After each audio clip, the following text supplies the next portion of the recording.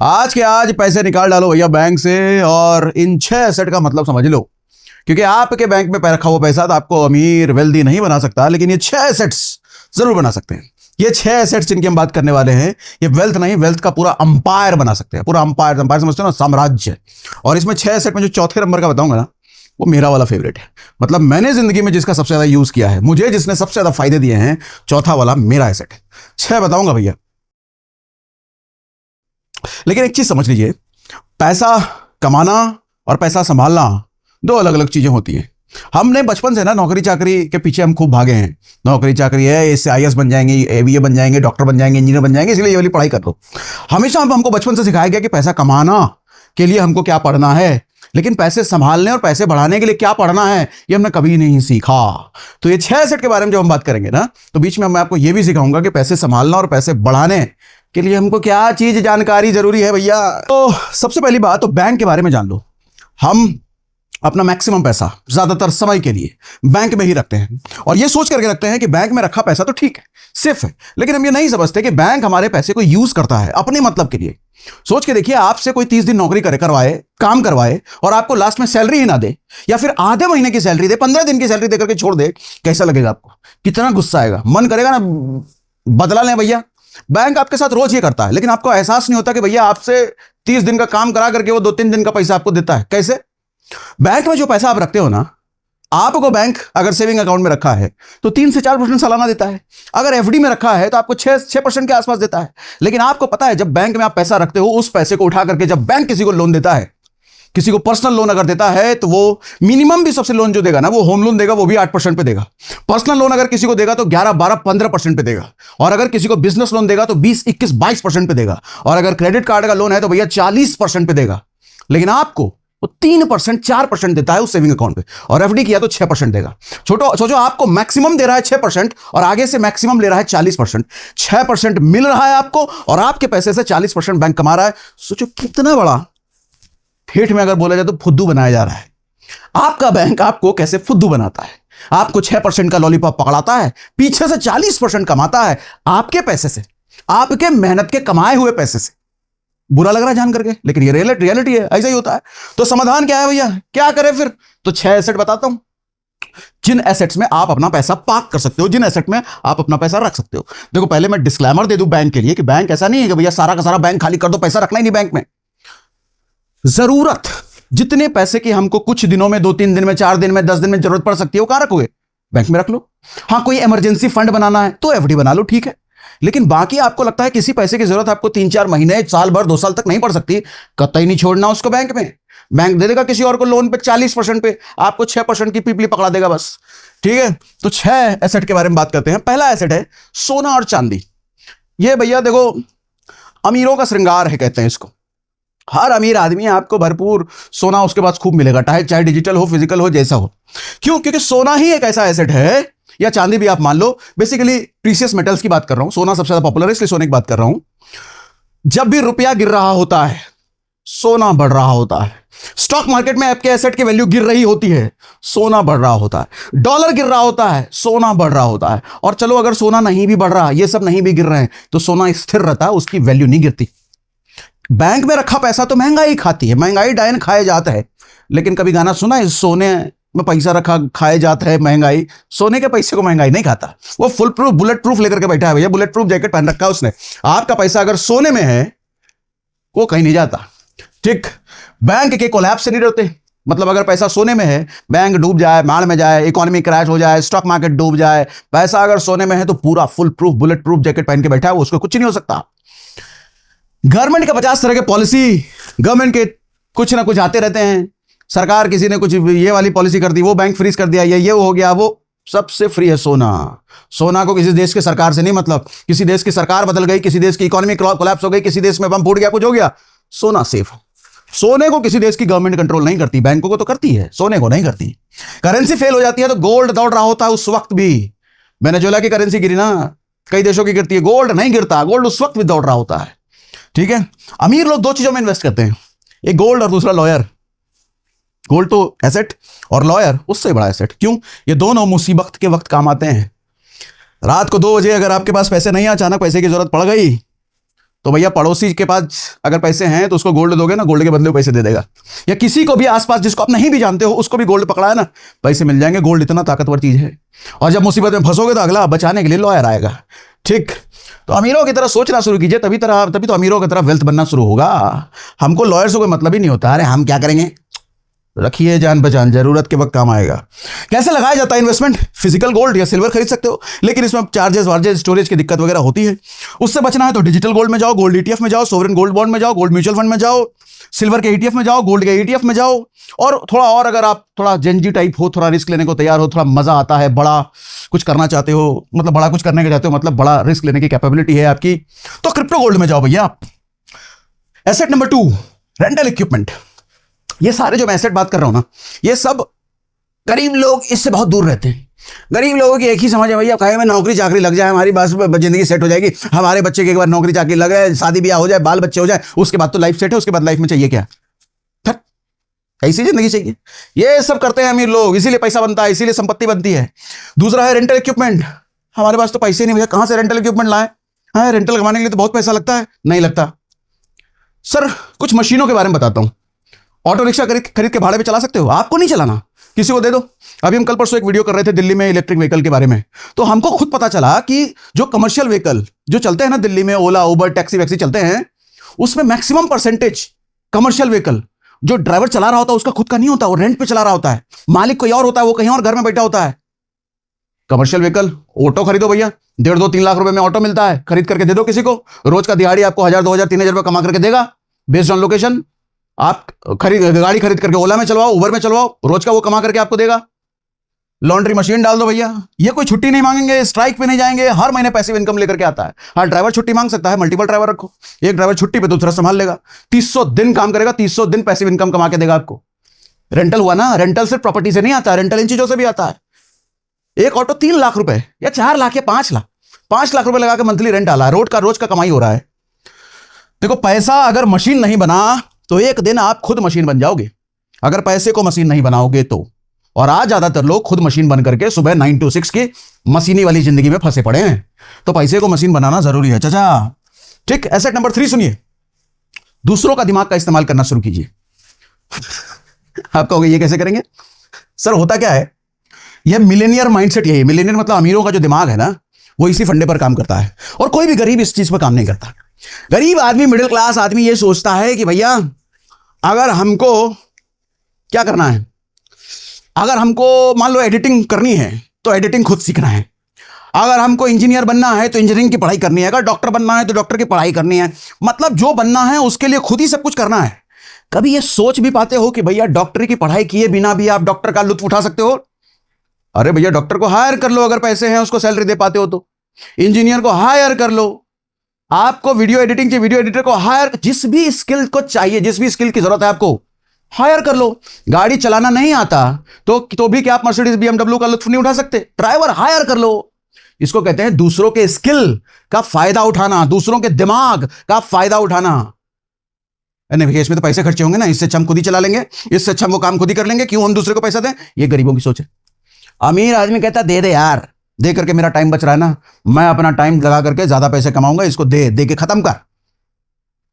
बड़े बड़े हॉस्पिटल में डॉक्टरों को सैलरी पे रखा जाता है, बड़े बड़े मैन्युफैक्चरिंग प्लांट में इंजीनियर्स को सैलरी पे रखा जाता है। अब सोचो वो इंजीनियर है, वो डॉक्टर ज्यादा कमा रहा है या हॉस्पिटल का मालिक या उस फर्म का मालिक, कौन ज्यादा कमाता होगा? सोचो भैया। अब आपको अरे उसके लिए बहुत पैसा चाहिए, नहीं चाहिए बहुत पैसा। देखो कैसे आपको हर स्किल नहीं आती और आनी भी नहीं चाहिए सर। दुनिया में हर अमीर आदमी को हर कुछ नहीं आता और वो सीखना चाहता भी नहीं है।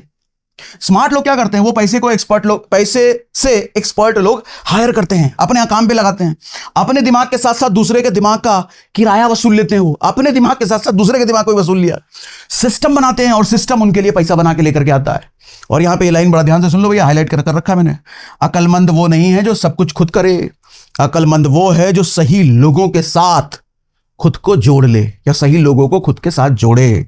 अकलमंद वो है, ये बड़ी इंपॉर्टेंट लाइन है, 2 बार 3 बार पढ़ लो, वीडियो पॉज करके इसको अच्छे से पढ़ो, बुद्धि खुल जाएगी, दिमाग खुल जाएगा। मान लीजिए आपके पास कुछ कैपिटल है, कुछ पैसे हैं, लाख 2 लाख रुपए आए हैं, आप क्या करोगे? एफडी कर दोगे या जहां आपको समझ है वहां डाल दोगे। लेकिन आपको कुछ साल में इसको डबल करना है, ट्रिपल करना है, क्या करोगे? खुद दिमाग तो है नहीं। किसी ऐसे फंड मैनेजर से दोस्ती करो या किसी ऐसे पैसे वाले आदमी से दोस्ती करो जिसको पैसा मल्टीप्लाई करना आता है, उसको पकड़ा दो वो 1 लाख रुपए, बोल भैया मेरे को डबल करके दे, तेरा जो बनता है वो ले लेना। वो डबल करके देगा। आपको डबल करना नहीं आता, उसको आता है, उसको दो। लेकिन हाँ, अग्रीमेंट वगैरह प्रॉपर देख लेना, गलत जगह ना फंस जाना, स्कैम के चक्कर में ना फंस जाना, पता चले डबल करने के चक्कर में जो हाथ में था वो भी निकल लिया, ऐसा ना करना। तो हाँ, समझदारी। ठीक है भैया, तो दूसरों के दिमाग का इस्तेमाल करना इसको कहते हैं। अब उसके बाद एसेट, बोनस एसेट, बहुत इंपॉर्टेंट एसेट है। हर अमीर आदमी इस एसेट में भी पैसा डालता है और गरीबों को इस एसेट से कोई मतलब ही नहीं है। ये एसेट है, अपने एसेट का बैकअप बनाओ। जरूरत पड़ने पे आपका एसेट बिक ना जाए भैया। अगर ऑटो रिक्शा का एसेट बना रखा है, कैब का एसेट बना रखा है, सोने का बना रखा है, एसआईपी का बना रखा है, रेंटल, जिसका भी एसेट बना रखा हो, बिक ना जाए जरूरत पड़ने पर, इसलिए उसका बैकअप बनाओ। और जरूरत क्या किस चीज की पड़ती है? 2 ही जगह, या तो बड़ी हॉस्पिटल में भैया, हॉस्पिटल की नौबत आ गई जिसमें लाखों रुपए एकदम पानी की तरह बहते हैं, या फिर जो कमाऊ आदमी है वही दुनिया से चला गया, तो भैया परिवार की जरूरतें कौन पूरी करेगा? तो बेचो, जो घर में है बेचो। और यही होता है। कितने ऐसे न्यूज है, कितने ऐसे केस स्टडीज है। उसके लिए मैं कहता हूं हेल्थ इंश्योरेंस और टर्म इंश्योरेंस आपके पास जरूर होना चाहिए। दुनिया में 1 भी रुपया कहीं भी इन्वेस्ट करने से पहले ये खरीद लेना भैया, पहले बैकअप तैयार कर लेना। मोबाइल खरीदते आदमी मोबाइल के कवर ढूंढने के लिए जाता है, बढ़िया कवर लगा लूं। बाइक खरीदते ही आदमी हेलमेट खरीदने जाता है, जरा हेलमेट पहन लूं। उसको पता है भैया लाखों की बाइक है लेकिन 500 का हेलमेट है, लेकिन 500 का हेलमेट उस लाखों का सुरक्षा करता है। ठीक, एक बड़ी बीमारी आई ना, आपके सालों की सेविंग्स एक झटके में खा जाएगी, एक झटके में। हेल्थ इंश्योरेंस वो छाता है जो बारिश शुरू होने से पहले खरीदना पड़ता है, बाद में नहीं। एक बार हॉस्पिटल पहुंच गए, हेल्थ इंश्योरेंस नहीं खरीद सकते अब। हेल्थ इंश्योरेंस तो पहले से खरीद के रखना पड़ता है। भगवान ना करे कोई एक्सीडेंट, भगवान ना कोई बड़ी बीमारी आए तो हॉस्पिटल का सारा खर्चा हेल्थ इंश्योरेंस वाली कंपनी भर दे। और हाँ, कुछ लोगों को भ्रम होता है मेरी कंपनी ने मेरे लिए हेल्थ इंश्योरेंस दे रखा है। अरे भैया, वो नौकरी जिस दिन छूटी या बदली ना तो कवर भी उसी दिन छूट जाता है। और कंपनी वाला जो कवर होता है 3-4-5 लाख रुपए का होता है। और बड़े शहरों में 3-4-5 लाख रुपए में हॉस्पिटल के दरवाजे के अंदर घुसे ना 5 लाख उड़ जाता है कट। आप बीमारी के इलाज के लिए, ऑपरेशन के लिए नया 5 लाख लाओ, नया 10 लाख लाओ। आप बोलो 5 लाख दिए तो वो तो घुसने की फीस थी। दरवाजा खोलो हॉस्पिटल का 5 लाख निकल गया खट। जाके देखो कभी कोई जान पहचान हो, दो मैं तो रोज ही देखता हूं कोई ना कोई जाता रहता है, कोई ना कोई केसेस आते रहते हैं। 5 लाख आज के समय में हॉस्पिटल के लिए कुछ नहीं है। दरवाजा खोलो 5 लाख खत्म। तो जो लोग 5 लाख का इंश्योरेंस लेकर के बैठे हैं ना, बहुत बड़ी गलती कर रहे हो। कुछ नहीं होगा इस 5 लाख से। खुद की पॉलिसी जवानी में सस्ती और आसानी से मिलती है, और उम्र बढ़ने पर बीमारी आने के बाद भैया प्रीमियम भी बढ़ जाता है और कई बार पॉलिसी मिलती भी नहीं है। इसलिए जब तक जवान हो, हाथ पैर काम कर रहे हैं, जल्द से जल्द हेल्थ इंश्योरेंस ले लो। बाद में लोगे महंगा भी पड़ेगा, हो सकता है मिले भी ना। ठीक, और एडवांस्ड हेल्थ इंश्योरेंस आज के टाइम पे आ चुके हैं भैया, जो मैटरनिटी भी कवर करते हैं।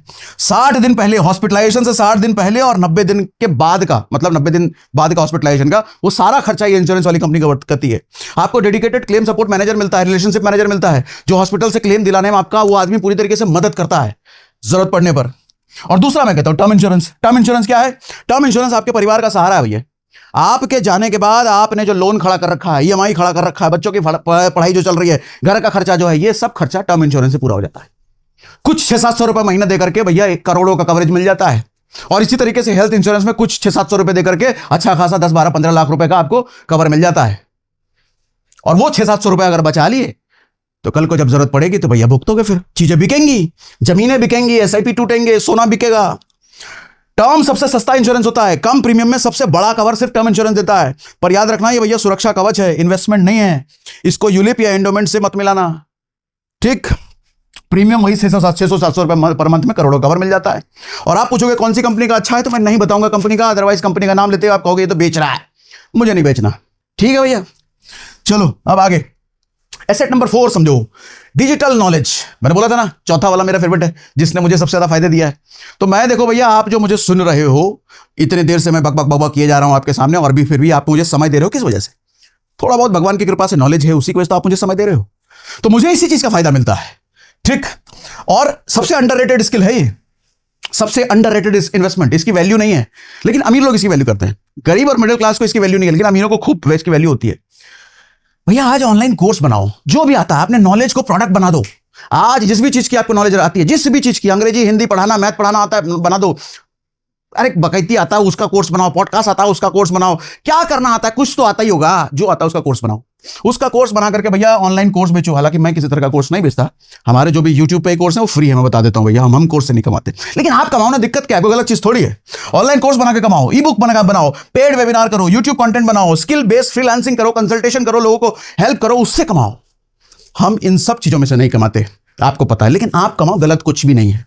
ठीक, आज की दुनिया में नॉलेज वो दुकान है जो 24 घंटे 7 दिन खुली रहती है भैया, रात बेरात कभी भी कोर्सेज बिक रहे हैं, एक बार अगर बना दिए तो।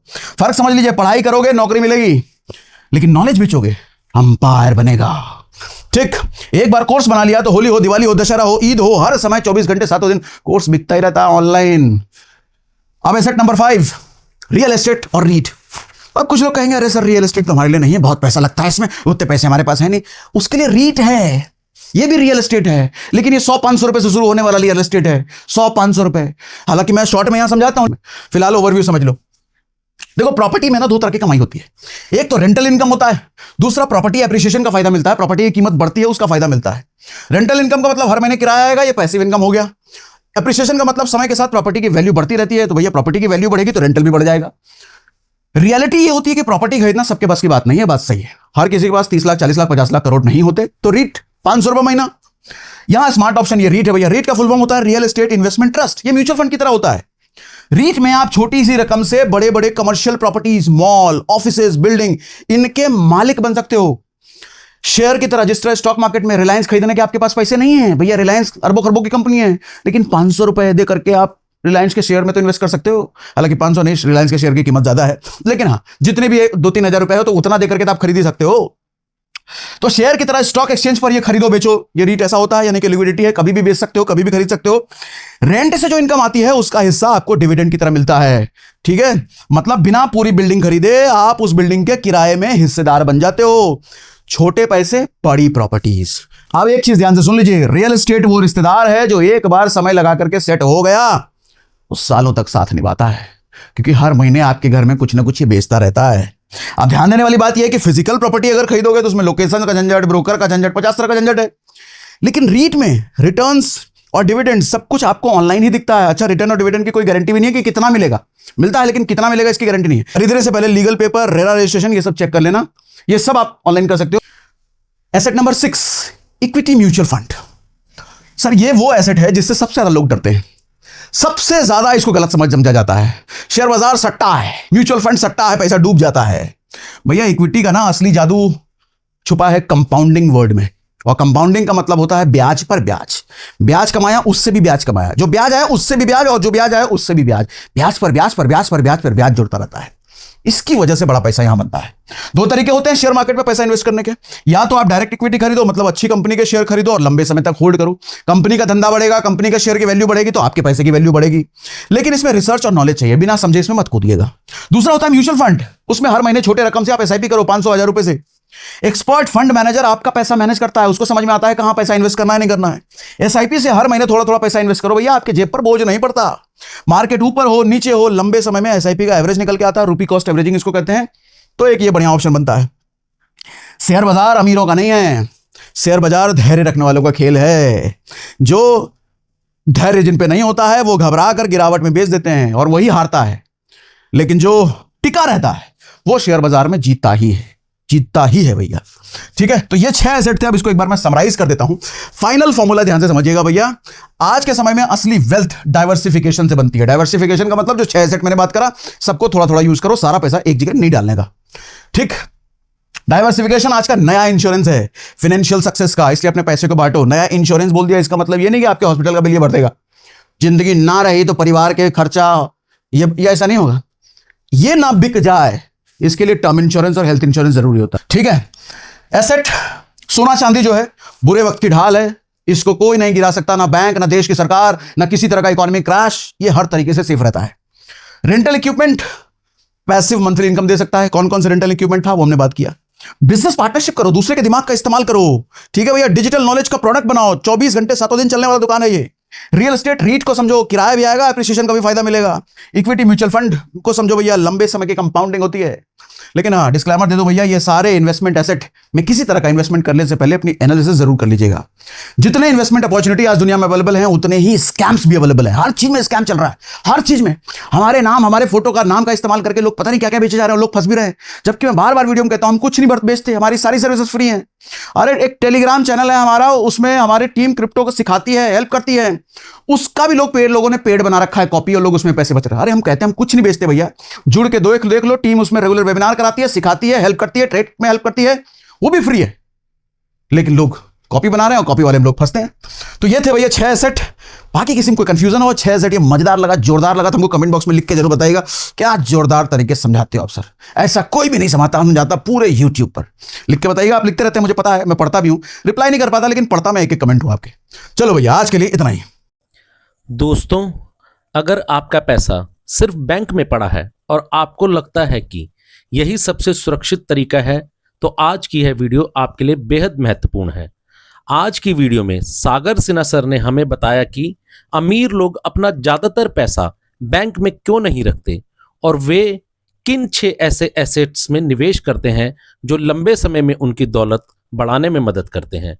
दोस्तों, बैंक में पैसा रखना गलत नहीं है, लेकिन अगर आपका पूरा पैसा सिर्फ सेविंग अकाउंट या एफडी में पड़ा है, तो महंगाई धीरे धीरे उसकी असली कीमत कम कर सकती है। इसी वजह से समझदार लोग अपने पैसे को अलग अलग एसेट में बांटकर निवेश करते हैं, जैसे कि real estate, gold, share market, mutual fund, business, और कुछ लोग अपनी जोखिम क्षमता के अनुसार क्रिप्टो जैसे एसेट में भी सीमित निवेश करते हैं।